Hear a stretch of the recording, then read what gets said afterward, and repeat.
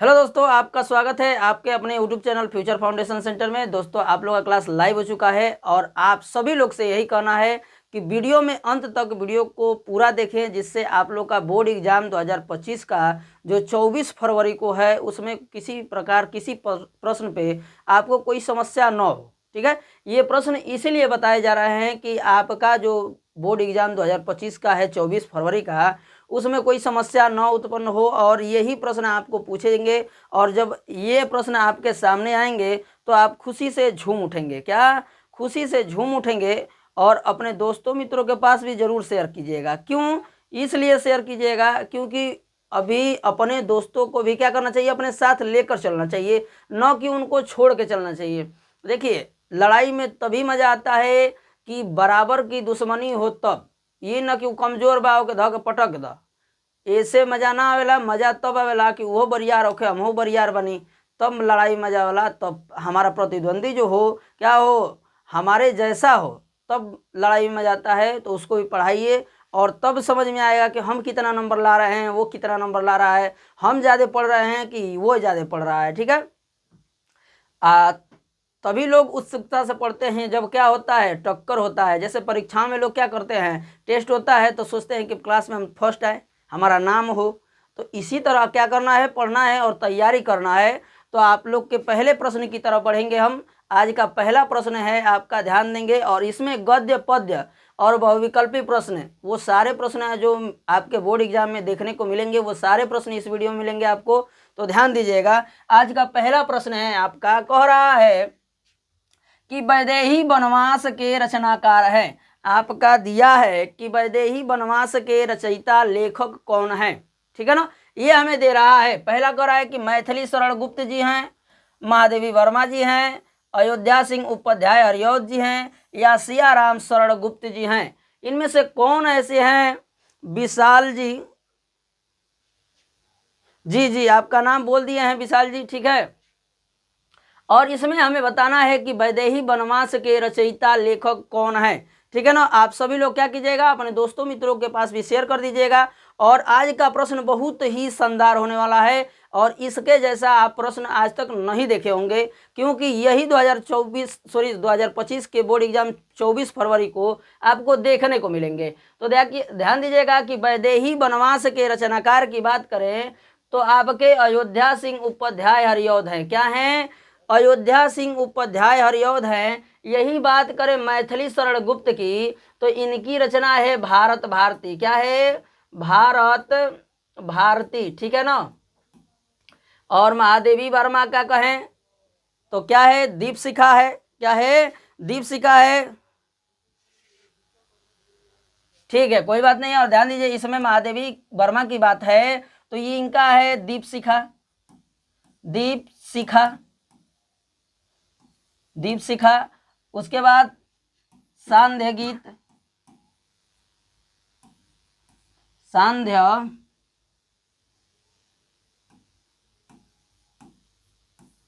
सांध्य गीत। ठीक ना, ये आपकी रचना है महादेवी वर्मा की। और आपका अयोध्या सिंह उपाध्याय हरिऔध क्या हैं? आपके वैदेही वनवास के रचनाकार हैं और इनकी रचना है एक और प्रिय प्रवास। क्या है? प्रिय प्रवास है। याद रखिएगा, ठीक है, भूलिएगा मत। ये बहुत महत्वपूर्ण होने वाले हैं। क्या? बहुत महत्वपूर्ण होने वाले हैं, जो आपके बोर्ड एग्जाम में आपको रचना देकर पूछ सकता है, रचनाकार का नाम पूछ सकता है, विधा पूछ सकता है, ये किस विधा की रचना है, ये सारे प्रश्न आपसे कर सकते हैं। घुमाकर किसी तरह से प्रश्न कर सकता है। ठीक है ना, तो आप लोग इन प्रश्नों को बिल्कुल याद रखिएगा। आगे बढ़ते हैं आज के दूसरे नंबर प्रश्न की तरफ। आज का दूसरा नंबर प्रश्न है आपका, कह रहा है कि प्रयोगवाद के कवि हैं। प्रयोगवाद के कवि कौन हैं, इसे हमें विशेष कर ध्यान देना है। भूषण जी हैं, अज्ञेय जी हैं, सुमित्रानंदन पंत हैं, या महादेवी वर्मा हैं। हमें क्या बताना है? प्रयोगवाद के कवि का नाम बताना है। तो ध्यान दीजिएगा कि प्रयोगवाद के कवि की बात करें तो प्रयोगवाद के कवि हैं आपके अज्ञेय जी। कौन हैं? अज्ञेय जी हैं। इनका पूरा नाम हम यदि कहें तो इनका पूरा नाम सचिदानंद हीरानंद वात्सल्य अज्ञेय है। क्या है?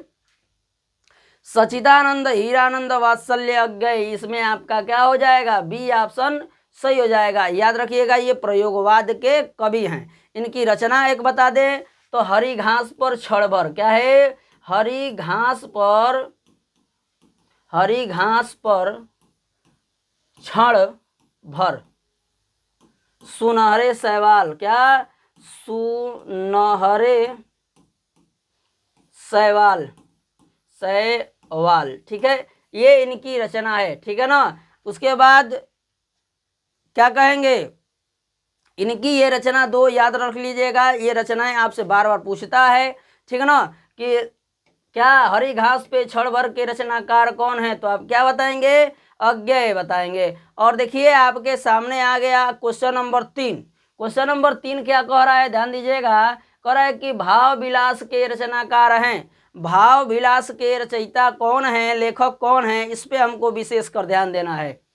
तो देखिए पहला दे रहा है कि देव की है, बिहारी की है, चिंतामणि, मोतीराम। तो चिंतामणि क्या है, आपकी रचना है, याद रखिएगा, चिंतामणि रचना है, जो क्या है आपका, ये है आचार्य रामचंद्र शुक्ल का, आचार्य रामचंद्र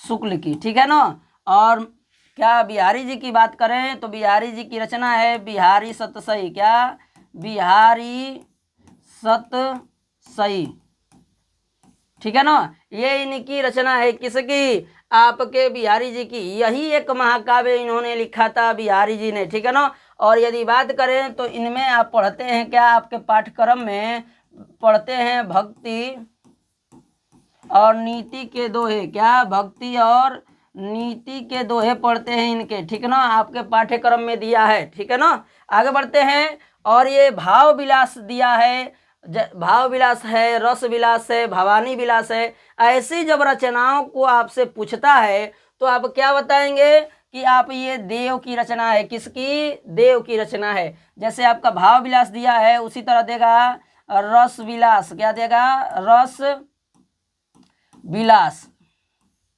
उसी तरह दे सकता है आपका क्या, भवानी विलास, भवानी विलास। ये किसकी रचना है, ये देव की रचना है, ठीक है। आपका क्या हो जाएगा, इसमें पहला विकल्प सही हो जाएगा। ये किसकी रचना हो जाएगी, ऑप्शन ए, देव की रचना हो जाएगी। आगे बढ़ेंगे आज के हम चौथे नंबर प्रश्न की तरफ। चौथा नंबर प्रश्न आपसे कह रहा है, क्या कह रहा है कि छत्रसाल दशक किनकी रचना है। छत्रसाल दशक जो रचना है इन चारों विकल्पों में से किसकी रचना है, ये हमें बताना है। कह रहा है कि पद्माकर की है, दूसरा कह रहा है कि बिहारी जी की है, भूषण की है, मोतीराम की है। इनमें से किसकी ये रचना है, इस पे हमें ध्यान देना है। क्वेश्चन नंबर क्या है आपका, 4 है, ठीक है ना। तो छत्रसाल दशक के रचयिता आपके पद्माकर नहीं होंगे, बिहारी नहीं होंगे, क्योंकि अभी बताए हैं कि बिहारी की एक ही रचना है, बिहारी सतसई, ठीक है। इसमें आपके जो भूषण जी दिए गए हैं, जो छत्रसाल दशक के रचनाकार हैं, किसके, छत्रसाल दशक के रचनाकार कौन हैं, भूषण जी हैं। आगे बढ़ते हैं आज के 5वें नंबर प्रश्न की तरफ। 5वां नंबर प्रश्न आपका बहुत ही महत्वपूर्ण है, आप लोग ध्यान दीजिएगा, ठीक है। क्या कह रहा है, कला और बूढ़ा चांद के रचनाकार हैं, क्या कह रहा है, कला बूढ़ा चांद के रचनाकार हैं। कह रहा है कि जयशंकर प्रसाद हुआ, दूसरा कह रहा है कि गिरजा कुमार माथुर हम का, तीसरा का कहता सुभद्रा कुमारी चौहान, उसके बाद कह रहा है कि सुमित्रानंदन पंत हैं। इनमें से कौन हो जाएंगे। काला और बूढ़ा चांद की बात करें, काला तो ठीक बा, करिया करिया कुल लिखल बा, यही से समझ में आता काला आवता। आई बूढ़ा चांद हो गल बा, चांदो बुढ़ाता का, चांद को बुढ़ाते हुए देखे हैं, नहीं बुढ़ाता है, वो जैसा का तैसा रहता है। लेकिन ये क्या है, रचना है। और ये रचना किसकी है, ये रचना आपका सुमित्रानंदन पंत की है। किसकी, सुमित्रानंदन पंत की रचना है। आपका क्या हो जाएगा, इसमें डी ऑप्शन करेक्ट हो जाएगा। क्या हो जाएगा, डी ऑप्शन करेक्ट हो जाएगा। आगे बढ़ेंगे हम लोग, आज के 5वें नंबर तो प्रश्न कर लिए, 6वें नंबर प्रश्न की तरफ बढ़ते हैं। छठवां नंबर प्रश्न दिया है कि नीड़ का निर्माण, क्या दिया है, नीड़ का निर्माण फिर किस विधा की रचना है।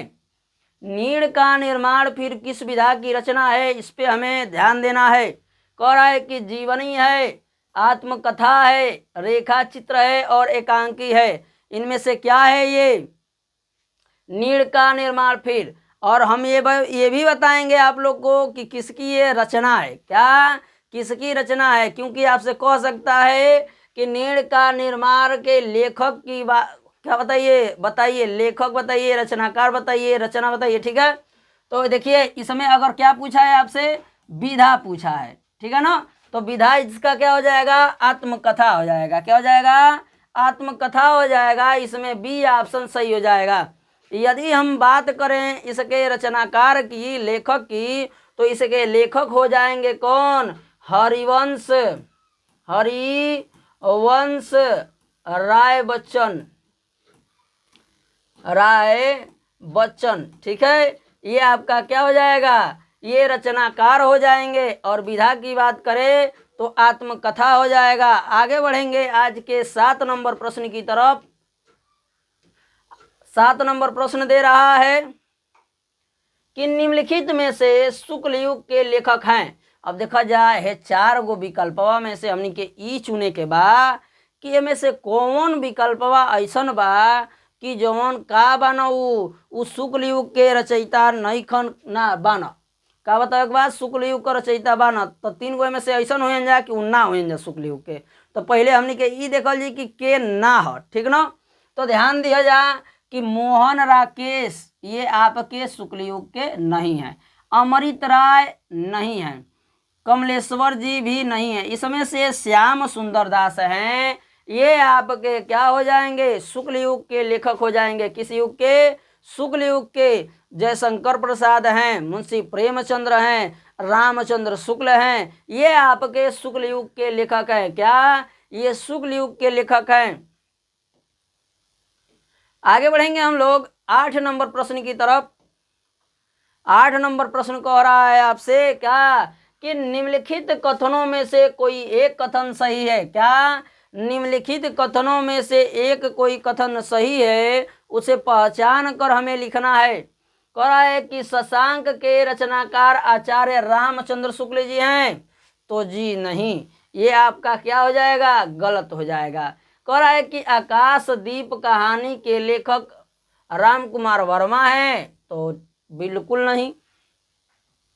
आगे तीसरा विकल्प दे रहा है कि भारतेंदु हरिश्चंद्र आलोचना साहित्य के जनक माने जाते हैं, तो ये आपका क्या है, सही है। और चौथा विकल्प कह रहा है कि क्या भूलूं क्या याद करूं निबंध के लेखक जयशंकर प्रसाद हैं, तो ये तो गलत है, सरासर गलत है।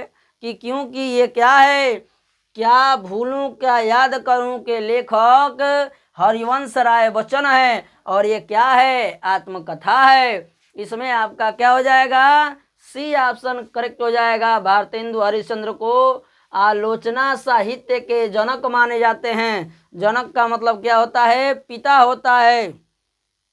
आगे बढ़ेंगे क्वेश्चन नंबर 9 की तरफ। 9 नंबर प्रश्न कह रहा है आपका कि परीक्षा गुरु किस विधा की रचना है। ये प्रश्न बहुत ही महत्वपूर्ण है, बहुत ही इंपॉर्टेंट प्रश्न है ये। क्वेश्चन नंबर क्या आपका 9 नंबर, परीक्षा गुरु किस विधा की रचना है। यदि हम इसकी विधा की बात करें तो आत्मकथा नहीं होगा, एकांकी नहीं होगा, रेखा चित्र भी नहीं है आपका। ये है आपका उपन्यास। क्या है, उपन्यास है। और यदि बात करें कि किसकी रचना है, क्या परीक्षा गुरु के लेखक कौन है पूछे, तो कहेंगे श्रीनिवास दास हैं। कौन है, श्रीनिवास दास हैं। ठीक है, श्रीनिवास दास जी हैं। ये क्या हो जाएगा, आपका रचनाकार हो जाएंगे। यही प्रश्न आपसे पूछ सकता है कि हिंदी के प्रथम उपन्यास कौन सा होगा, तो हिंदी का प्रथम उपन्यास आप कहेंगे कि परीक्षा गुरु होगा। क्या होगा, हिंदी का प्रथम उपन्यास किसे माना जाता है, परीक्षा गुरु को माना जाता है। आगे बढ़ेंगे हम लोग आज के 10वें नंबर प्रश्न की तरफ। आज का 10वां नंबर प्रश्न है आपका कि बाण भट्ट की आत्मकथा के रचनाकार हैं। बाण भट्ट के आत्मकथा के लिखले बा, तो ई ध्यान दियल हमनी के जरूरी बा। कहता कि जयशंकर प्रसाद जी बानो, दूसरा का कहता कि हजारी प्रसाद द्विवेदी जी बानो, तीसरा कहता कि राघे राघव बानो या धर्मवीर भारती बानो। तो इनमें से के बा हो कि का बाण भट्ट के आत्मकथा के रचनाकार बानो, रचयिता बानो, लेखक बानो। तो ध्यान दिया जा कि बाण भट्ट की आत्मकथा के लेखक आपके हजारी प्रसाद द्विवेदी जी हैं। कौन हैं? हजारी प्रसाद द्विवेदी जी हैं। आपका इसमें बी ऑप्शन करेक्ट हो जाएगा।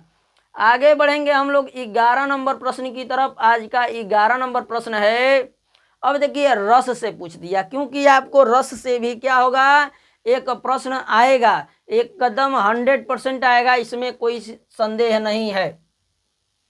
कह रहा है कि रस के कितने अंग होते हैं? कोगो अंग होला हो रस को, ये हमनी के जानल जरूरी बाटे। इनमें पहला कहता कि 5 गो अंग बाटे, 4 गो अंग बाटे, 3 गो अंग बाटे, आ इनमें से कोनो को अंग नहीं खे। तो ध्यान दिया जा कि इनमें से जौन बाटे रस को 4 गो अंग होला। कोगो 4 गो अंग होला, ठीक है जी। हेलो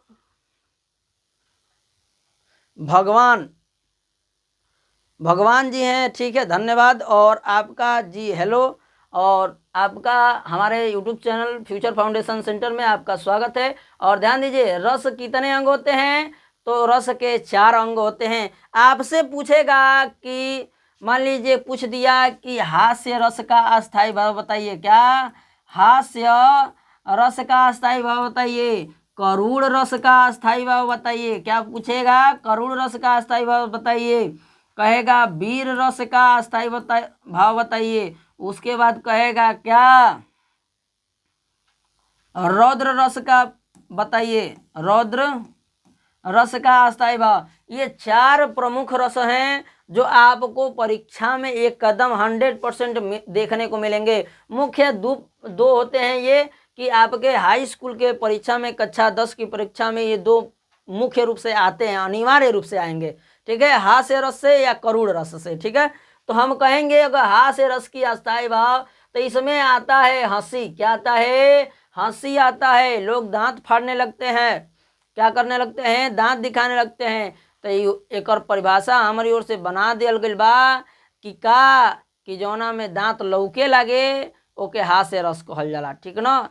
केहू मनों में हंसेला, मुस्कुराए लगेला, एक का कहल जाला? बहुत आनंदित होना। देखिए जब भी हास्य रस जहाँ उत्पन्न होगा वहाँ पे आपके हृदय में क्या होगा? आनंद उत्पन्न होने लगेगा। क्या?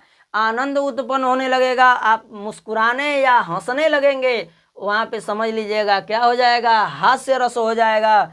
किसी ऐसे पात्र को देखकर जहाँ हमारे हृदय में क्या हो? आनंद की भावना उत्पन्न हो, वहाँ पे हास्य रस होता है। यही करुण की बात करें तो करुण में केहू मर जाला, बिला जाला, चाहे का हो जाई, दुर्घटना हो जाई, तो वहाँ का हो जी? शोक मनावल जाई। केहू मर जी तो वहाँ का कर? डीजे बजेब। डीजे ना बजेब वहाँ का कर लगब? शोक मनावे लगब, रोए लगब, ठीक है।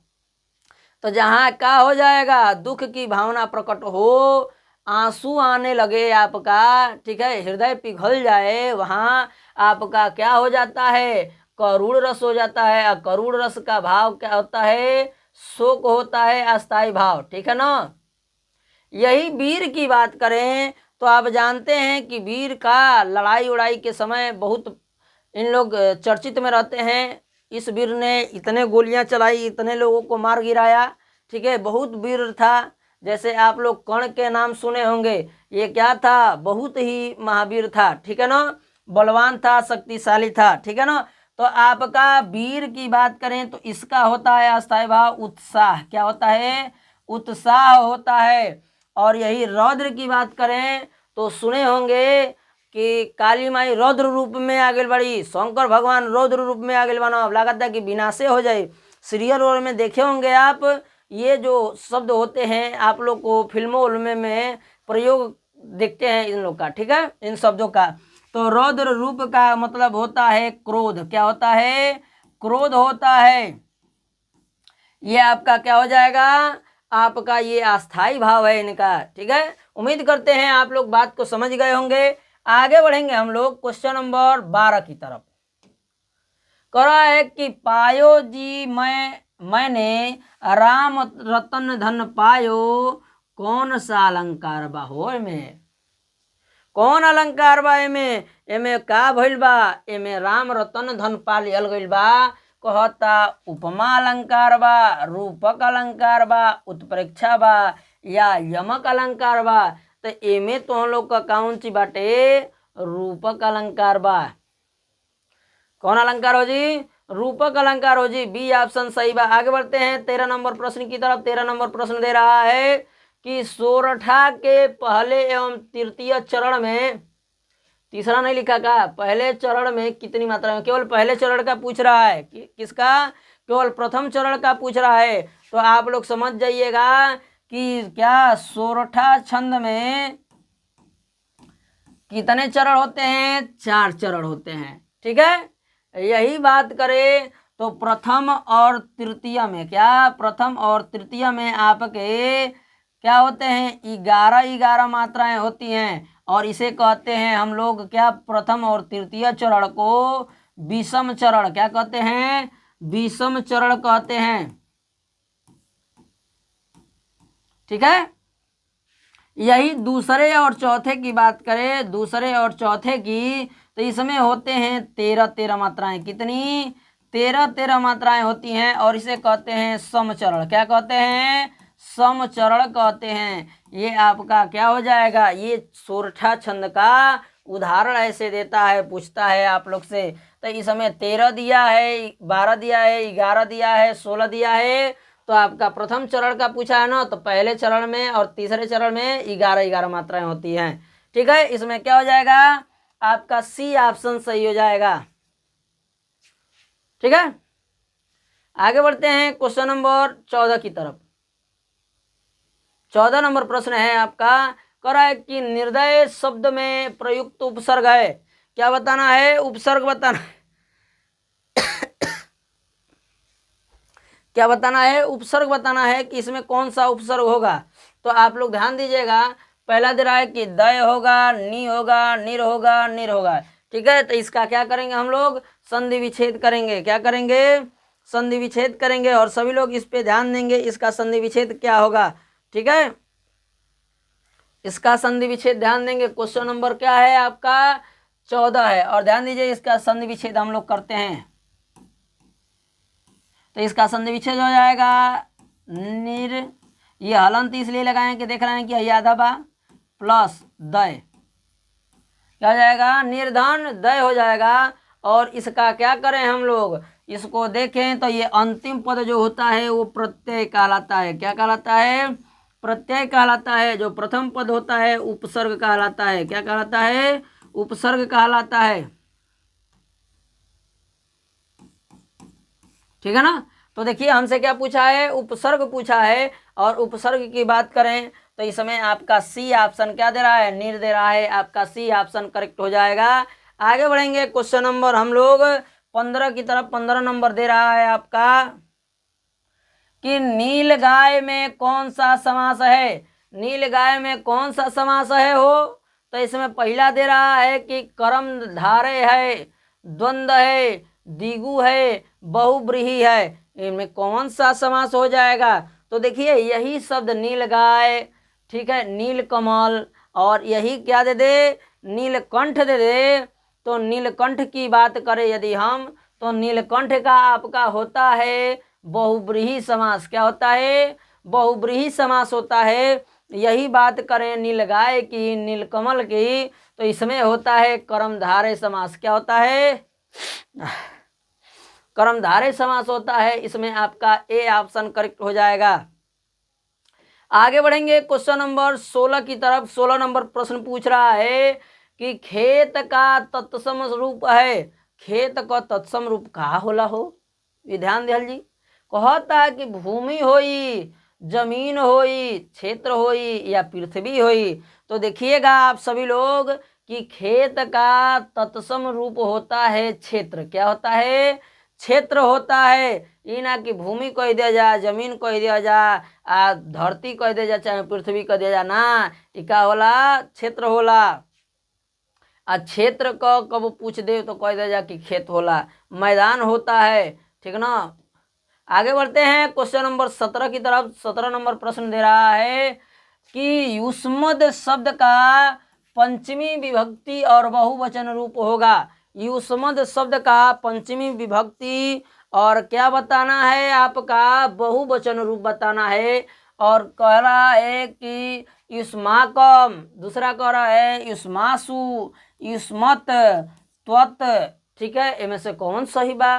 तो एमे हमनी का सही बाटे का युष्मत। क्या बा? युष्मत सही बा। हमनी का सी ऑप्शन करेक्ट हो जाई। का हो जी? RIGHT। का हो जी? RIGHT राइट हो जाई। ठीक ना। आगे बढ़ते हैं क्वेश्चन नंबर 18 की तरफ। कह रहा है कि भाववाच्य में किसकी प्रधानता होती है? भाववाच्य में जेमे भाव होखे आ में ओकर कौन प्रधानता बाटे? तो कहता कि कर्ता का प्रधानता बाटे, कर्म का प्रधानता, क्रिया की प्रधानता। आ एमे कहता कोनो नहीं खे। तो देखा जा एमे अगर भाववाच्य की बात करें तो इसमें आप जानते हैं कि किसकी प्रधानता होती है? भाव की प्रधानता होती है। किसकी? भाव की प्रधानता होती है। यही हम बात करें भाव की प्रधानता तो इसमें दिया नहीं है, तो इसमें क्या हो जाएगा? आपका सी ऑप्शन करेक्ट हो जाएगा, क्रिया की प्रधानता।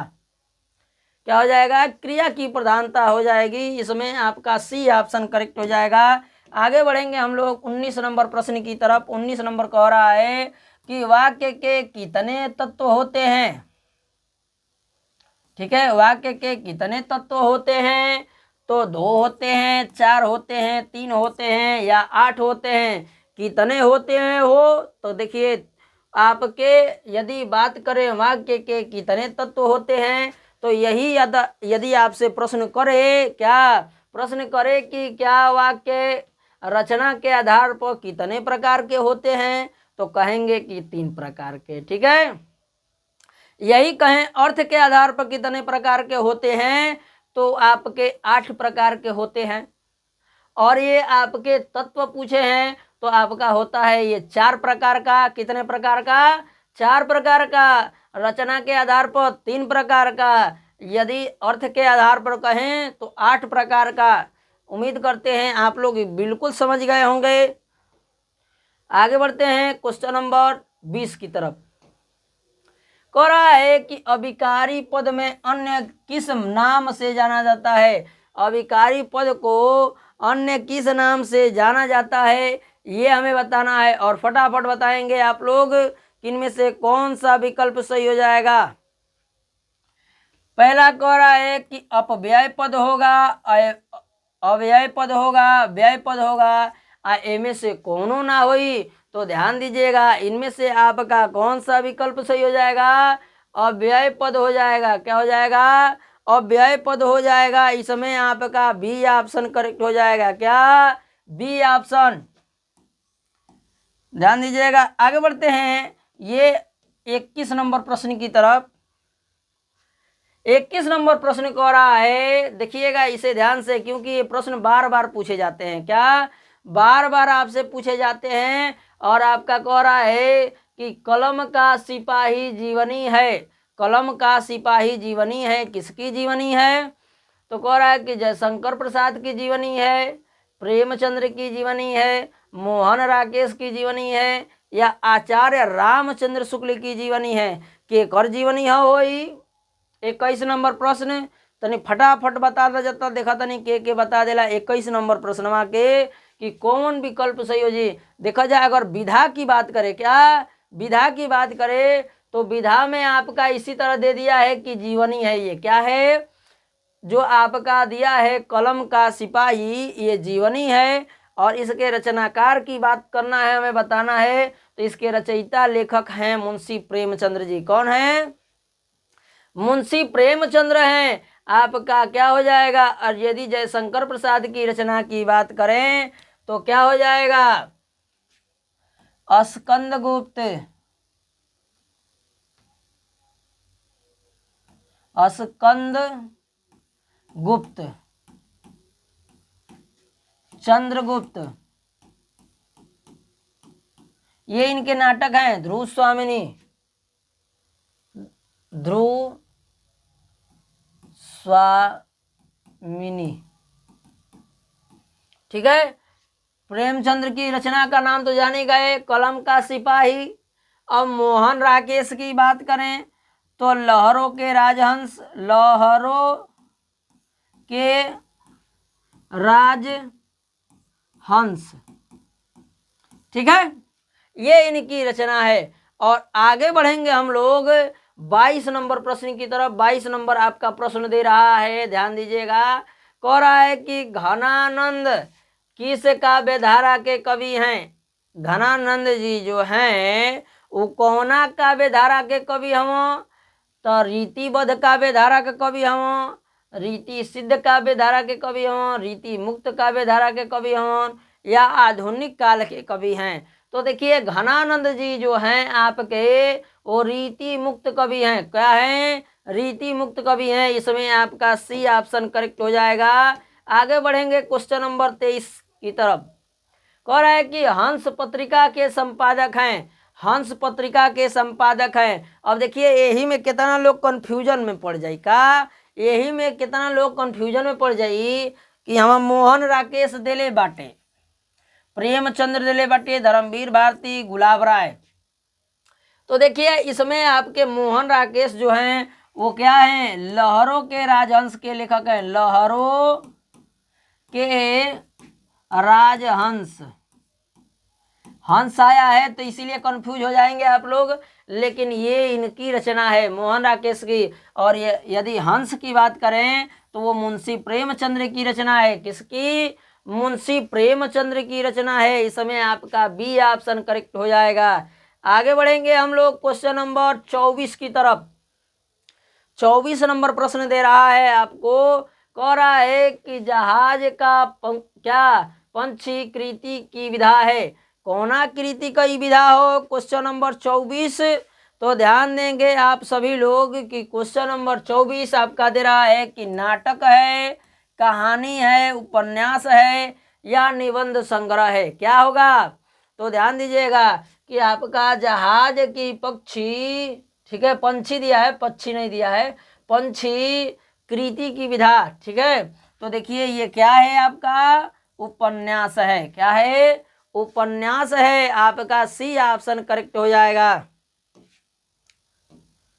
आगे बढ़ेंगे क्वेश्चन नंबर 25 की तरफ। कह रहा है कि तार सप्तक का प्रकाशन वर्ष है।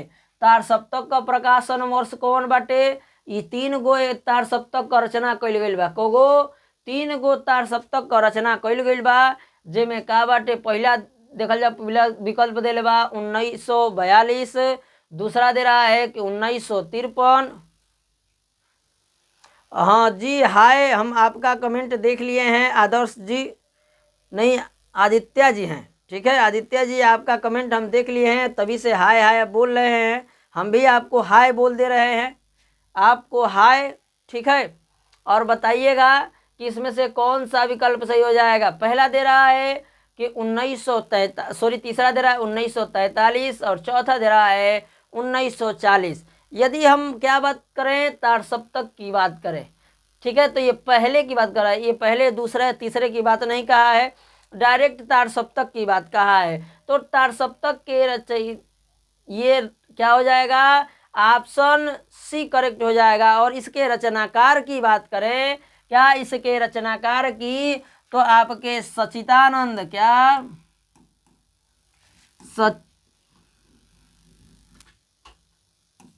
सच्चिदानंद, ठीक है, सच्चिदानंद, यहाँ पे डबल च होगा, सच्चिदानंद हीरानंद, हीरा, अरे यार, हीरानंद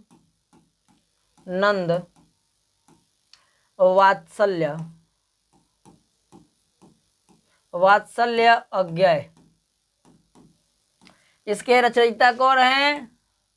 सच्चिदानंद हीरानंद वात्सल्य अज्ञेय जी हैं। आपका क्या हो जाएगा, ये प्रथम तार सप्तक के संपादक का वर्ष है। दूसरा कहें तो 1951 है। तीसरा कहें तो 1959 है। ये आपका दूसरे का है, ठीक है ना, दूसरे का है, और ये तीसरे का है, ठीक है ना। याद कर लीजिएगा, भूलिएगा मत, कोई भी आपसे पूछ सकता है। आगे बढ़ते हैं क्वेश्चन नंबर 26 की तरफ। कह रहा है कि निर्वेद का अस्थाई भाव है। अब देखा जाए, इस शब्द देले बा निर्वेद का देले बा, निर्वेद देले बा हो, निर्वेद का का बतावे के बा, हमने के अस्थाई भाव बतावे के बा।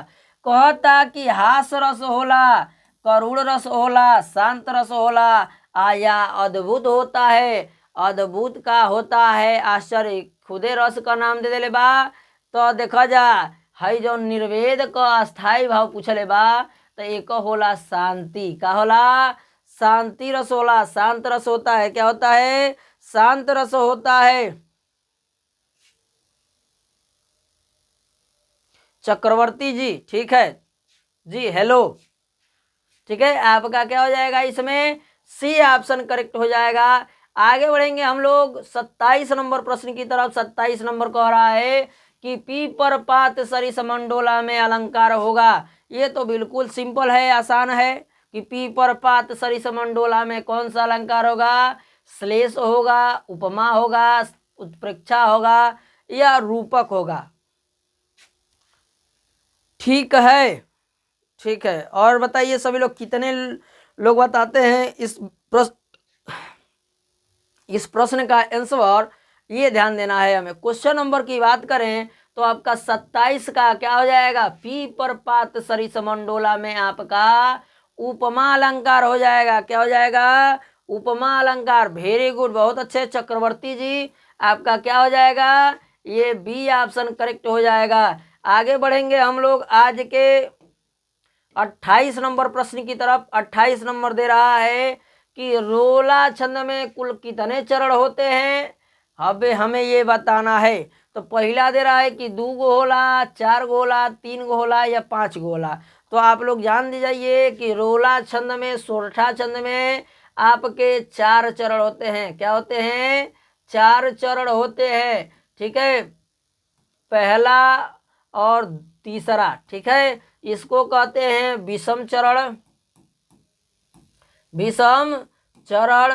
और इसकी बात करें दूसरे और चौथे की, क्या, दूसरे और चौथे की बात करें तो इसे कहते हैं सम चरण। क्या कहते हैं, सम चरण कहते हैं। ये आपका क्या हो जाएगा, इसमें बी ऑप्शन करेक्ट हो जाएगा।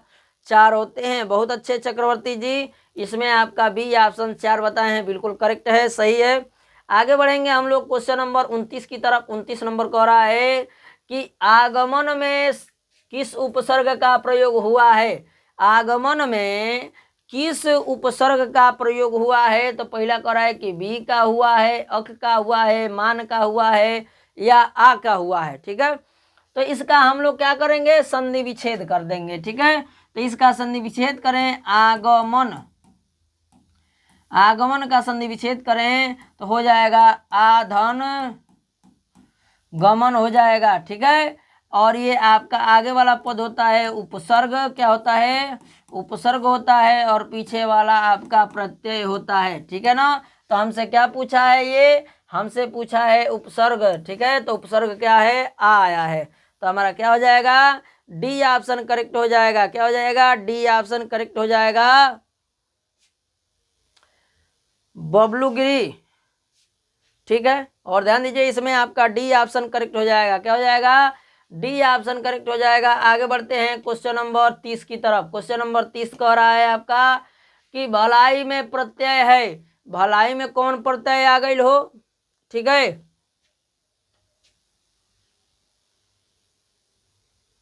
चलिए कोई बात नहीं है। और ध्यान दीजिए, क्वेश्चन नंबर 30 है। पहला कह रहा है कि भला धन, भला ई आई, और इनमें से कोनो ना होई। तो देखो जा, इनमें कहल जाओ तो क्या हो जाएगा, भल धन आई, क्या हो जाएगा, आई क्या हो जाएगा, भलाई हो जाएगा। इसका संधि विच्छेद क्या हो जाएगा, बी ऑप्शन बता रहे हैं, ई कि आई होगा बाबू चक्रवर्ती जी, बी ऑप्शन है आपका, सी ऑप्शन होगा आई क्या हो जाएगा, भला नहीं होगा, भल धन आई होगा। यदि बात करें भल धन ई, भला धन ई करें, ठीक है, तो भलाई का आपका क्या हो जाएगा, भल धन ई होगा। चलिए वेरी गुड, बिल्कुल सही बताए हैं आप लोग। इसमें से भलाई नहीं होगा क्योंकि आपका सार्थक खंड इसमें नहीं होता है। क्या नहीं होता है, आपका उपसर्ग और प्रत्यय में कभी भी सार्थक खंड शब्द के नहीं होते हैं। इसलिए क्या हो जाएगा, भला क्या हो जाएगा, भला धन ई हो जाएगा, ठीक है ना। तो इसलिए आपका क्या हो जाएगा, बी ऑप्शन करेक्ट हो जाएगा। बिल्कुल सही बोले हैं आप लोग, इसी तरह बनने रहना चाहिए आप लोग को। बी ऑप्शन होगा, सी रॉन्ग है, एकदम सही बोले हैं चक्रवर्ती जी, बिल्कुल राइट है आपका, बी ऑप्शन करेक्ट है। क्योंकि प्रत्यय और उपसर्ग में सार्थक खंड कभी नहीं होते हैं, कभी कभी हो जाते हैं वो अलग की बात है, ठीक है, लेकिन इसमें सार्थक खंड कभी नहीं होते हैं। ठीक है, आगे बढ़ते हैं क्वेश्चन नंबर 31 की तरफ। और कौन है ऑफिशियल एसपी 30 का बी, वेरी गुड। और ध्यान दीजिए क्वेश्चन नंबर 31 की तरफ, कह रहा है कि नीलांबर में कौन सा समास होगा। नीलांबर में कौन सा समास होगा, पहला कह रहा है कि द्वंद्व होगा, द्विगु होगा, क्रमधारय होगा या बहुब्रीहि होगा। इनमें से कौन सा विकल्प सही हो जाएगा, देखते हैं कितने लोग बताते हैं। चक्रवर्ती जी सी बता रहे हैं क्रमधारय होगा, और बाकी लोग फटाफट बताइए। तो ध्यान दीजिए, इसमें अगर नीलांबर की हम बात करें, ठीक है, तो इसमें आपका क्या हो जाएगा, बहुब्रीहि हो जाएगा। क्या हो जाएगा, बहुब्रीहि हो जाएगा। नीलकमल, नीलगाय, इस शब्द में आपका क्या होता है, आपका होता है कर्मधारय। क्या होता है, कर्मधारय होता है। नीलांबर, नीलकंठ, ऐसे शब्दों में आपका क्या हो जाता है, बहुब्रीहि समास हो जाता है। क्या हो जाता है, बहुब्रीहि समास हो जाता है। आगे बढ़ते हैं क्वेश्चन नंबर 32 की तरफ। क्या हो जाएगा, 32 नंबर प्रश्न को देखते हैं कितने लोग सही बता देते हैं। और बबलू गिरी जी बता रहे हैं बी ऑप्शन ना बाबू, तो ध्यान दिया क्वेश्चन नंबर 32 देखा जाए, सब जना मिल के क्वेश्चन नंबर के साथ कमेंट कर जा, का क्वेश्चन नंबर के साथ कमेंट करवा जाता है, ऐसे हमारों के समझ में आई कि कौन प्रश्न के उत्तर देता रह जा।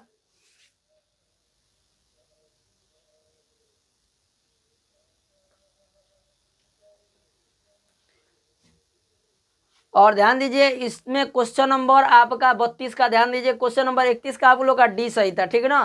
क्या बहुब्रीहि था, आम का तत्सम है, आम का तत्सम देखो तनी के बता देला। क्वेश्चन नंबर 32 का कह रहा है कि आम्ब होगा, आम्र होगा, अम्बू होगा, अम होगा, इनमें से कौन सही बा हो, क्वेश्चन नंबर 32 का आदित्य।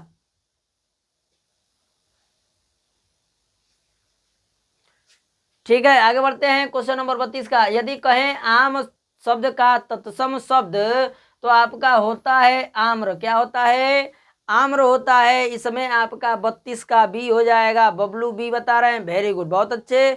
आगे बढ़ते हैं क्वेश्चन नंबर आपके 33 की तरफ। क्वेश्चन नंबर 33 है आपका, कह रहा है कि कर्तव्यवाच्य में प्रधानता होती है, कर्ता की प्रधानता होती है, कर्म की या भाव की, ठीक है ना। तो ध्यान दीजिएगा इनमें से कोई नहीं दे रहा है, क्वेश्चन नंबर डी, ठीक है। तो क्वेश्चन नंबर 33 की यदि बात करें, तो कर्तव्यवाच्य में आपका कर्ता की प्रधानता होती है। किसकी प्रधानता होती है, कर्ता की प्रधानता होती है। इसमें आपका ए ऑप्शन करेक्ट हो जाएगा।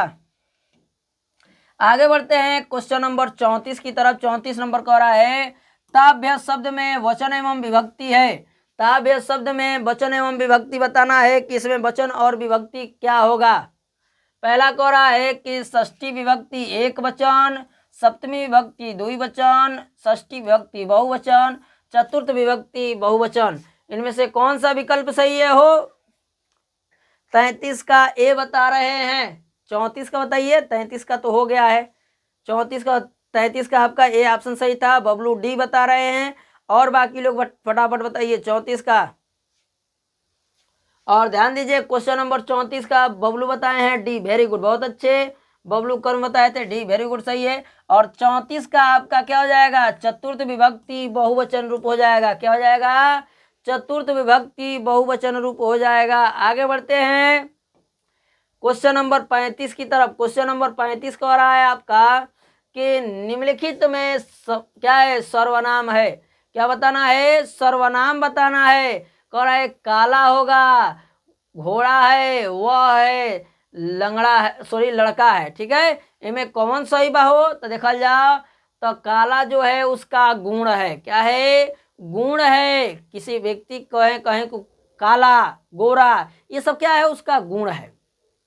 क्या है, गुण है कि वो करिया बा, वैसन बाटे चाहे कैसनो बाटे। घोड़ा कौन चीज हो, सर्वनाम हो। ठीक है, सर्वनाम ना है, संज्ञा है। अगर कहें कि लड़का क्या है तो ये भी लड़का आपका संज्ञा है। ठीक है ना, क्या है, संज्ञा है, ये भी संज्ञा है।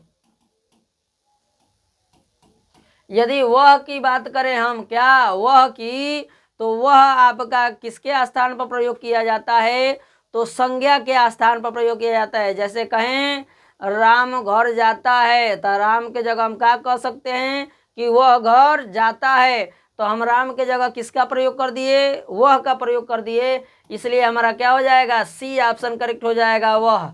आगे बढ़ते हैं 36 नंबर प्रश्न की तरफ। 36 नंबर प्रश्न दे रहा है कि शुक्ल युग के लेखक नहीं है।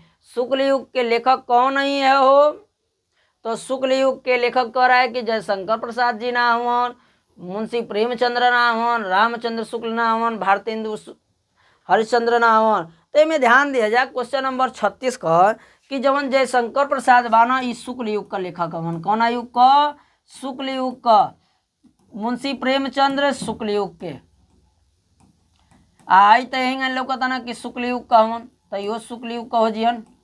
और रहल डी ऑप्शन, तो भारतेंदु हरिश्चंद्र बाना जवन ये भारतेंदु युग का हवन। कौन युग का, भारतेंदु युग का। हमने कहा ये डी ऑप्शन करेक्ट हो जी, कहे से कि हमने से पूछले बा कि जवन शुक्ल युग का नाम उ बतावे के बाद। आगे बढ़ जाए हमने के क्वेश्चन नंबर 37 की तरफ। कह रहा है कि पूस की रात कहानी के लेखक हैं। जो पूस की रात है वो किसकी विधा क्या हो जाएगी, कहानी हो जाएगी। 36 का डी, वेरी गुड, बहुत अच्छे। और ध्यान दीजिए क्वेश्चन के साथ आप लोग कमेंट कीजिए। अब 37 चल रहा है, आप लोग 36 का जवाब दें, 37 का दीजिए। ठीक, बहुत प्रसन्नता होती है आप लोगों को कमेंट देखकर। ठीक है, थोड़ा बोलने में दिक्कत हो रहा है, थोड़ा सर्दी जुकाम हो गया है। ठीक है, कह रहा है कि जयशंकर प्रसाद जी हैं, मुंशी प्रेमचंद्र जी हैं, सुदर्शन हैं या यशपाल जी हैं। इनमें से कौन है जिन्होंने क्या किया है, आपके पूस की रात की रचना की है। क्या पूस की रात की रचना किसने की है, तो पूस की रात के रचनाकार आपके मुंशी प्रेमचंद्र हैं। कौन है, मुंशी प्रेमचंद्र हैं आपका। इसमें बी विकल्प सही हो जाएगा, मुंशी प्रेमचंद्र। और अभी तक आप लोगों ने 37 का नहीं बताया था। आगे बढ़ते हैं 38 की तरफ।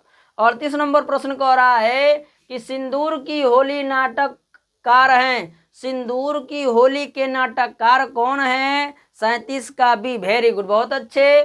कह रहा है कि जयशंकर प्रसाद, राम कुमार वर्मा, लक्ष्मी नारायण मिश्र और हरि कृष्ण प्रेमी जी। सिंदूर को होली का के लिखले हो, तो देखा जा के लिखले बा, सिंदूर को होली लिखे वाला व्यक्ति बानो लक्ष्मी नारायण मिश्र जी के बा, लक्ष्मी नारायण मिश्र जी बानो। ये हमने का हो जी, तीसरा विकल्पवा सही हो जी। का हो जी, तीसरा विकल्पवा सही हो जी। 38 को 39 को देखल जी हमने के प्रश्न कि 39 का कहता कि पूस क्या कर रहा है, रूस में 25 मास यात्रा वृत्त के लेखक है। कह रहा है कि डॉक्टर नागेंद्र हैं, प्रभाकर माचवे हैं, रामवृक्ष बेनीपुरी हैं और राहुल संकृत्यायन है। 38 का सी, वेरी गुड। और 39 का हम लोग देखेंगे। 39 नंबर प्रश्न का क्या होगा, 39 नंबर प्रश्न की बात करें तो रूस में 25 मास के रचनाकार आपके क्या हो जाएंगे, राहुल संकृत्यायन हो जाएंगे। क्या, राहुल संकृत्यायन। क्वेश्चन नंबर 39 का आपका क्या हो जाएगा, डी ऑप्शन करेक्ट हो जाएगा। आगे बढ़ेंगे 40 नंबर प्रश्न की तरफ। माटी हो गई सोना संस्मरण के लेखक है। माटी हो गई सोना संस्मरण के लेखक कौन है, तो कन्हैयालाल मिश्र हैं, देवेंद्र सत्यार्थी हैं, माखन लाल चतुर्वेदी हैं और राम वृक्ष बेनीपुरी हैं। आपका कौन सा विकल्प सही होगा हो, तो इनमें से आपका ए ऑप्शन सही हो जाएगा। क्या हो जाएगा, ए ऑप्शन सही हो जाएगा क्वेश्चन नंबर 40 का। और इसके बाद आपका चलेगा क्या, आपका चलेगा छंद। क्या चलेगा, छंद चलेगा। और छंद में अब देखेंगे कि किसका कौन सा छंद कितना बढ़िया लग रहा है। आनंद के साथ इसका व्याख्या करेंगे और संदर्भ को लिखेंगे। ठीक है, संदर्भ जानेंगे और उसका व्याख्या जानेंगे। और देखिए व्याख्या में कितना आनंद मिलता है। क्वेश्चन नंबर क्या है आपका, ये ध्यान दीजिएगा। ये छंद आपके सामने दिया गया है और इस छंद का हम लोग क्या करना है, संदर्भ सहित व्याख्या करना है। तो देखिए ये आपका संदर्भ दिया है। ठीक है, हमने आपके सामने संदर्भ लिखा है और एक नए संदर्भ का हम निर्माण करके आप लोग को अभी बता रहे हैं। ठीक है, तो देखिए दे रहा है, जा दिन ते वो आनंद को छोड़ा या बन धेनु चराई गयो है। ठीक है, ये तो आपका छंद पढ़ने से समझ में आता है। जो लोग पढ़े होंगे, ठीक है, अपने पाठ्यक्रम को, वो लोग जानते होंगे कि ये किस पाठ का है। उन्हीं लोग को पढ़ने से पता चल पाएगा कि ये किस पाठ से लिया गया है। तो जो लोग पढ़े हैं वो लोग जानते होंगे कि ये सवैया पाठ से लिया गया है। क्या आपका सवैया पाठ से लिया गया है, सवैया पाठ से लिया गया है। और इसके रचनाकार की बात करें, इसके रचनाकार हो जाएंगे आपके रसखान जी। कौन, रस के खान। ठीक है, ये आपके क्या हो गए, लेखक और पाठ का नाम हमें पता चल गया। जब लेखक और पाठ का नाम हमें पता चल गया तो हम आसानी से इसका संदर्भ लिख सकते हैं।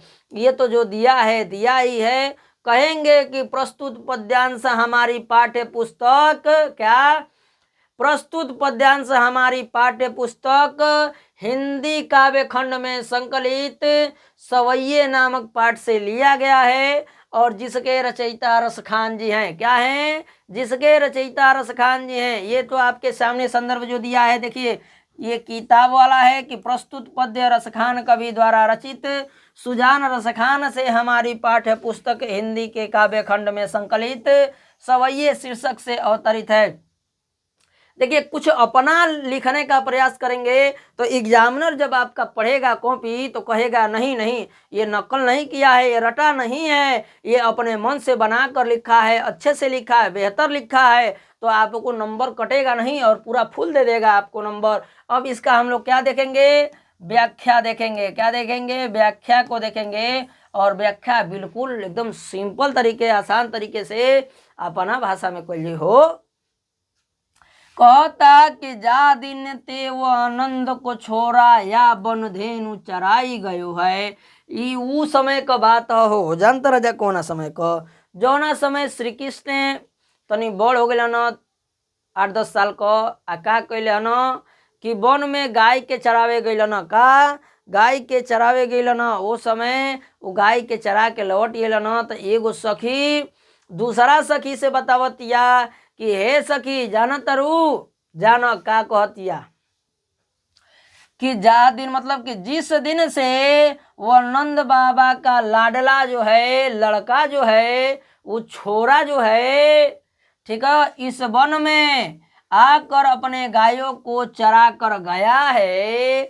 जिस दिन से इस वन में आकर अपने गायों को चरा कर गया है, उस दिन से क्या मोहनितान गोध निगावत बेनु बजाई रिझायो गयो है। उस दिन वो क्या किया था, अपना धुन बजा रहा था। क्या बजा रहा था, धुन बजा रहा था। और सबके क्या मोहनी ताननी, उसका इतना सुंदर ध्वनि था, मन मोहने वाला, क्या मन मोहन, क्या मन को मोहने वाला ध्वनि था। और जो उसका गीत था हमारे हृदय में समा गया है। बेनु बजाए रिझाए गए हो, मतलब कि जो उस धुन को बजा कर गया है, जो गीत सुना कर गए हैं, वो हमारे मनों को रिझा लिए हैं। क्या कर लिए हैं? हमारे हृदय को रिझा लिए हैं। वाह दिन दिन सो कछु टोना से कहे, रस खानी हियो में समाई गयो है। कहने का तात्पर्य यह है, उ सखी कह रही है, जानत रु सखी जहिया से ई कुल क के गइल बना, तहिया से लागता का कि टोना लाग गइल बा हो। जैसे कहे न सुना कि काजल लगा लो तनी क्या लग जाएगा, नजर लग जाएगी, उसी तरह उसको टोना लग गया है। क्या लग गया है? टोना लग गया है। और कह रही है सखी, क्या कह रही है कि वो श्री कृष्ण जो हैं वो हमारे हृदय में समा गए हैं, स्थान बना लिए हैं, जगह बना ले बना हो। वो तो हनियो लो यही जगह बनावल कर जा। आगे कहता, को न कहूँ कि कहानी करे, सिगरो ब्रजवीर बिकायो गयो है। क्या कह रहे हैं? रसखान जी कह रहे हैं कि वो गोपी बता रही है, कोई भी इसमें कुछ नहीं कर सकता है। क्या? कोई भी इसमें कुछ नहीं कर सकता है, क्योंकि सभी ब्रजवासी भगवान श्री कृष्ण के हाथों बिक गए हैं। क्या हो गए हैं? भगवान श्री कृष्ण के हाथों बिक गए हैं। ये आपका क्या हो गया? व्याख्या हो गया। यदि आप लोग को समझ में आया हो तो बताइए कि आप लोग को समझ में आ गया है, यस सर या नो सर। ठीक है, बोलिए एक बार फटाफट, देखिए कमेंट करते हैं, देखते हैं कितने लोग बताते हैं, कितने लोग को समझ में आ गया है आपका संदर्भ और व्याख्या। फटाफट कमेंट कीजिए। क्वेश्चन नंबर ये आपका 41 था। ठीक है, अब 42 नंबर प्रश्न को देखेंगे, आपके कमेंट के इंतजार में हैं और देखते हैं हम लोग 42 नंबर प्रश्न को। हमारा जहां तक उम्मीद है आप लोग को समझ में आया होगा, 100% आया होगा। और ध्यान देते हैं हम लोग आज के अगले प्रश्न 42 नंबर की तरफ। 42 नंबर, सर एक बार और समझा दीजिए। ठीक है, एक बार और बता देंगे। ठीक है, अभी बता दे रहे हैं। ठीक है, उस पर दोहरा देंगे। ठीक है, इस छंद को हम लोग देख लेते हैं, उसके बाद उसको एक बार और दोहरा देंगे। ठीक है, आप लोग को बिल्कुल समझ में आ जाएगा। हाँ हाँ, व्याख्या ही हम बताएंगे। ठीक है, कुछ सेकंड रुक जाइए और ध्यान दीजिए। इसको पहले हम लोग देख लेते हैं, उसके बाद उसका फिर से व्याख्या देख लेंगे। कह रहा है, इस छंद को पढ़ते हैं। सखी ले मुरली लीजो चोरी, नीज क्या कर रहा है? नीज गोपाल कीन्हो अपने बस, सबनी प्रीति की तोरी। और ये देख रहे हैं कि लास्ट में सूरदास आ गई बना। क्या आ गई बनो? सूरदास आ गई बनो। तो इनकर हमने के पता चल गए कि एक लेखक के ह, तो लेखक हमने के ह, ये हम सूरदास के ह। सूरदास यदि पाठ का नाम कहल जाओ तो पाठ हमनी का काटे ह, पद ह। का ह? पद्य में पद है। ठीक ना। अब एक हमनी के आसानी से का कल जी संदर्भ लिख सके नहीं जा कि प्रस्तुत पद्यांश हमारी पाठ्य पुस्तक हिंदी काव्य खंड में संकलित पद नामक पाठ से लिया गया है और इसके रचयिता सूरदास जी हैं। कौन है? इसके रचयिता सूरदास जी हैं। आपका संदर्भ क्लियर हो गया होगा। और कहता देखा जा किताबिया वाला कि यह पद्य श्री सूरदास द्वारा रचित सुजान सागर नामक पाठ से नामक ग्रंथ से हमारी पाठ्य पुस्तक हिंदी के काव्य खंड में संकलित, ठीक है, पद शीर्षक से अवतरित है, उद्धृत है, लिया गया है। ठीक है, ये आपका क्या हो गया? दोनों में से कोई एक संदर्भ याद कर लेंगे, आप लोग को बिल्कुल आसान हो जाएगा एकदम लिखना इसको। और देखिए इसका अब हम लोग क्या करेंगे? व्याख्या करेंगे। एक एक पंक्ति का आराम से आप लोग व्याख्या सुनिएगा और याद कर दीजिएगा। ठीक है, good evening sir, good evening Lovely ji, Lavanya ji हैं। ठीक है, सॉरी नाम नहीं ध्यान दिए हैं, लवन्या जी। आगे बढ़ते हैं हम लोग इसके व्याख्या की तरफ। क्या देखेंगे? इसका व्याख्या देखेंगे। बिल्कुल एक बार ध्यान से सुन लेंगे यदि आप लोग को, तो ये हमारा 100% है कि आप लोग को याद हो जाएगा। क्या हो जाएगा? ये प्रश्न याद हो जाएगा। ये जो छंद दिया है इसका व्याख्या बिल्कुल दिमाग में घुस जाएगा डायरेक्ट। तनको रुकावट करना कहला कि इनडायरेक्ट डायरेक्ट डायरेक्ट घुसी। ठीक हो, तो कहा था मुरली लीजो, क्या कर रहा है, सखी रे मुरली लीजो चोरी। कहने का तात्पर्य है ये उस समय की घटना है। किस समय की? जिस समय श्री कृष्ण रहना तो बहुत मुरलिया के प्यार में, लव में पागल हो गई ना। का हो गई ना? पागल हो गई ना। तो का कही ना, उसे बहुत इतना प्यार करस कि कुलनी के भुला गई ना। ठीक है ना? जितना कुल के पीछे कर रही सन, कुलनी के भुला गए ना, अब मुरली के प्यार में ध्यान दे लिया ना। ठीक ना? तो उहे कुल कहतारी स लड़की या कुल सखी कहतारी स साइंस का को बजे इसके बाद साइंस का क्लास, मैथ का चलेगा। मैथ का क्लास अभी स्टार्ट होगा आप लोग को इस छंद को बताने के बाद।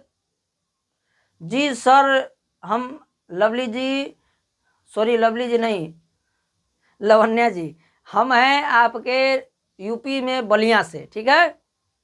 बलिया से हैं। ठीक है ना? बलिया में नगरा से है। ठीक है? तो ध्यान दीजिएगा। अब ये उस समय की बात है, श्री कृष्ण जब किसके प्रेम में आसक्त हो गए थे, लीन हो गए थे? मुरली के प्रेम में लीन हो गए थे और सारे गोपियों को छोड़ दिए थे। तो वही एक गोपी कह रही है अपने सखियों और सहेलियों से कि हे सखी जाना तारो, जाना जा का कहतरी। देखा जा कौना भाव में कहतरी कि सखी रे मुरली लीजो चोरी। वो कह रही है कि हे सखी, उस मुरली को हम लोग क्यों ना चुरा लें? क्या? उस मुरली को हम लोग क्यों ना चुरा लें? ठीक है? हाँ ठीक है, ओके, धन्यवाद। यूपी से हैं आप लोग। ठीक है? और कह रहा है कि जीनी गोपाल की ने अपने बस प्रीति समनी की तोरी। कह रही है कि मुरलिया के हमनी के काहे ना चुरा ली जा, कि जवन का कैले बिया उ कैले बिया कि सबनी के का श्री कृष्ण को अपने बस में कर ली है। क्या कर ली है? श्री कृष्ण को। गोपाल मतलब क्या है? गोपाल किसको कहा गया है? श्री कृष्ण को कहा गया है। ठीक है? तो गोपाल को अपने बस में कर ली है और सभी के प्रेम संबंधों को तोड़वा दी है। क्या कर दी है? सबके प्रेम को तोड़वा दी है। जानते बड़ा जा कि दो आदमी के बीच में एगो स्मार्ट आ जाई तो ऑटोमेटिक वो का हो जी, प्यार शिफ्ट हो जाता है घरी। वहीं नहीं कर प्यार शिफ्ट हो गई है मुरली पर। तो ये कुल जरूरत रही सन कि वो सौतीन बन गई बिया। आगे कह रही है कि छीन एक घर भीतर निज बासर घरत क्या धरत न कबहू छोरी। कह रहे हैं कि एक क्षण के लिए भी वो क्या कर रही है गोपी, कि एक क्षण के लिए भी वो अपने से दूर नहीं रखते हैं। वो घर में रहे चाहे बाहर रहें। ठीक है? वो बाहर आए तब भी या घर में रहे तब भी उसे एक क्षण के लिए भी अपने से दूर नहीं छोड़ते हैं, बिछड़ा रहते नहीं है कि हमने के चुरा लिया सखी। सखी हो देखो जा आगे का कहतरी सखी कि कबहू कर कबहू धरनी कड़ई, क्या करे, कटी कबहू खोसत जोरी। कह रही है वो गोपी कि कभी हाथों में, क्या, कभी हाथों में और कभी अपने होठों पर। अधरनी मतलब कि होठ होता है। ठीक है ना? और कटी कबहू खोसत जोरी, कहने का मतलब यह है कि कभी अपने हाथों में, कभी अपने होठों पर और कभी अपने कमर में खोस लेते हैं। ठीक है? अंकित गुड इवनिंग सर। प्रतीक जी है, सॉरी प्रतीक जी का नाम है, भुला जाते हैं हम। प्रतीक जी गुड इवनिंग। और कह रहा है आप इस लाइन का व्याख्या समझ गए होंगे। आगे देखते हैं हम लोग।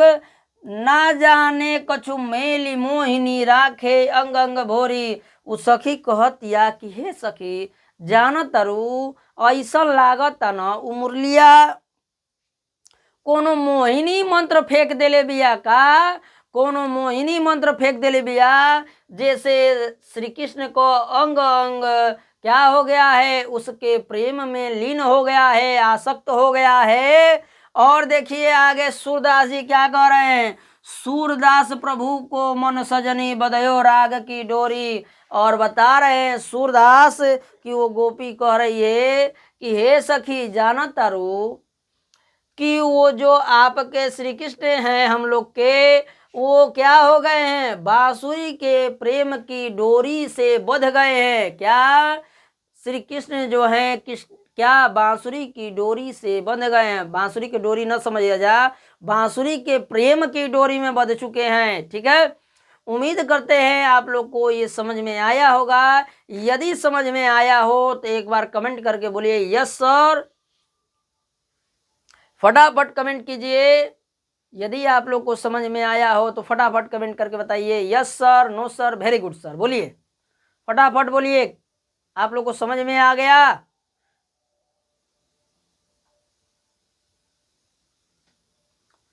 फटाफट कमेंट कीजिए। और आप बोले थे कि ये एक बार दोहरा दीजिएगा, ये एक बार दोहरा देते हैं इस छंद की व्याख्या को, ठीक है?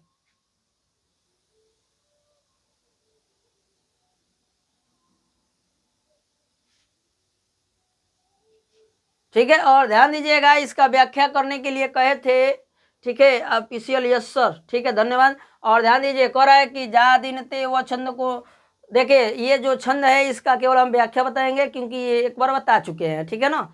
इसकी व्याख्या को बिल्कुल ध्यान से आप लोग सुनिएगा, बिल्कुल समझ में आएगा, इसमें कोई संदेह नहीं है, ठीक है ना।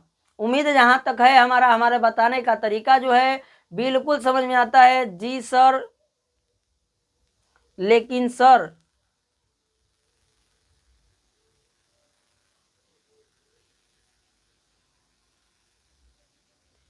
ठीक है, कोई बात नहीं है, जैसे भी बतलाते हो। देखिए कुछ कोई बात नहीं है, कहने का तात्पर्य यह है कि किसी तरह हमको समझ में आ जाए, क्या, किसी तरह हमको समझ में आ जाए, किसी भी भाषा में बताया जाए, हमको पूरी बात समझ में आए, ये हमारा तात्पर्य रहता है कि पढ़ाया जाए जो आपको समझ में आए, ठीक है। बहुत अच्छे, धन्यवाद, आप लोग को समझ में आ गया, इससे बड़ी खुशी की कोई बात नहीं है। अब देखिए इसका एक बार और व्याख्या सुन लीजिए कि जा दिन ते वो आनंद को छोड़ा या बन धेनु चरायु गयो है। ये जब श्री कृष्ण क्या हुए थे, गायों को अपने चरा कर गए थे, ठीक है जी, हेलो जिद्दी टारगेट।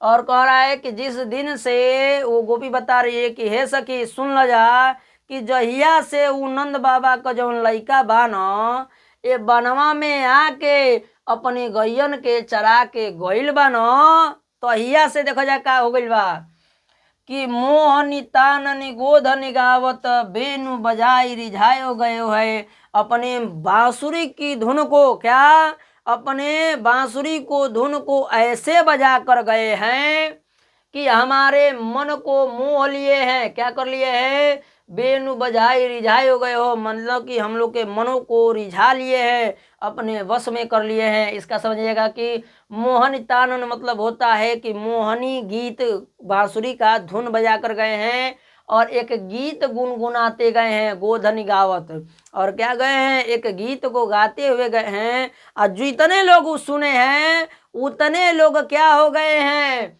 वो लोग उनके उस गीत पर, उस धुन पर रिझा गए हैं। मोहनी मंत्र जैसे फेंका जाता है, जैसे बोला गया था पिछले छंद में, उसी तरह मोहनी मंत्र पड़ गया है।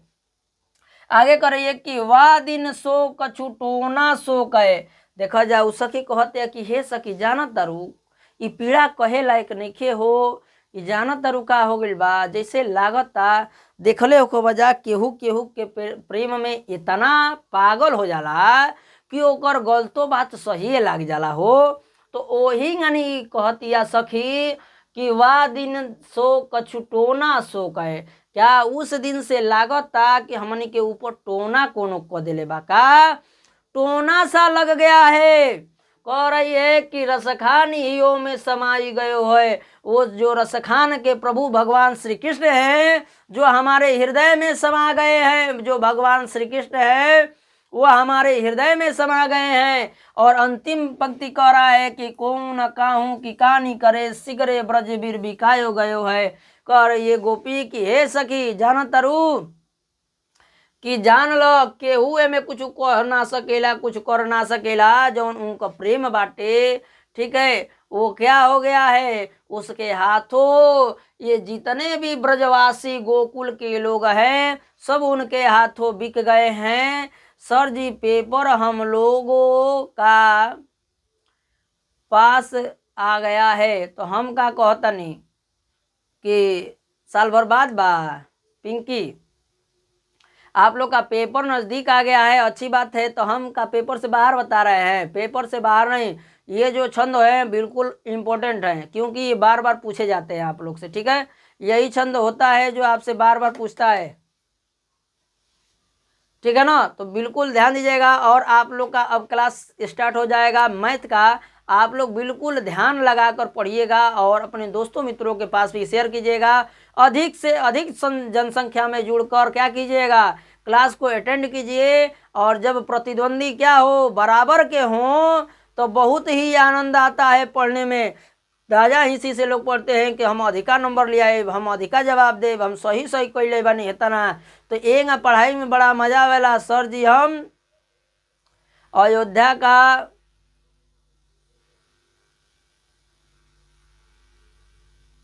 ठीक है, बहुत अच्छे, वेरी गुड। अयोध्या जी से है, ठीक है सर, समझ में आ गया है, ठीक है, थैंक यू।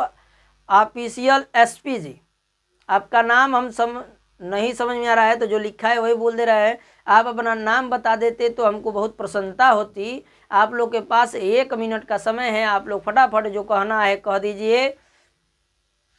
और सभी लोग वीडियो को लाइक कर दीजिए। अभी तक आप लोग ने वीडियो को लाइक नहीं किया है, बहुत दुख की बात है ये, ठीक है। इतना मेहनत तबीयत खराब होने के बाद आप लोग के लिए कर रहे हैं, तो आप लोग को ये तो फर्ज बनता है कि शेयर करें और वीडियो को लाइक जरूर कर दें, ठीक है। ठीक है, धन्यवाद। और आप लोग से मिलेंगे हम लोग, फिर हम मिलेंगे सुबह प्रातःकालीन, ठीक है, एक नए जोश और उमंग के साथ। तो आप लोग सुबह 6:30 बजे से जुड़ना न भूलिएगा। और हिंदी का क्लास ही चलेगा अभी, ठीक है, क्योंकि अब आपका पेपर नज़दीक आ गया है। तो सुबह शाम हिंदी का क्लास और संस्कृत का भी क्लास चलेगा, ठीक है, याद रखिएगा, ठीक है। मिलते हैं हम लोग नेक्स्ट वीडियो में, ठीक है। धन्यवाद। आप लोग मैथ का जोड़ का क्लास अच्छे से तैयार कीजिएगा।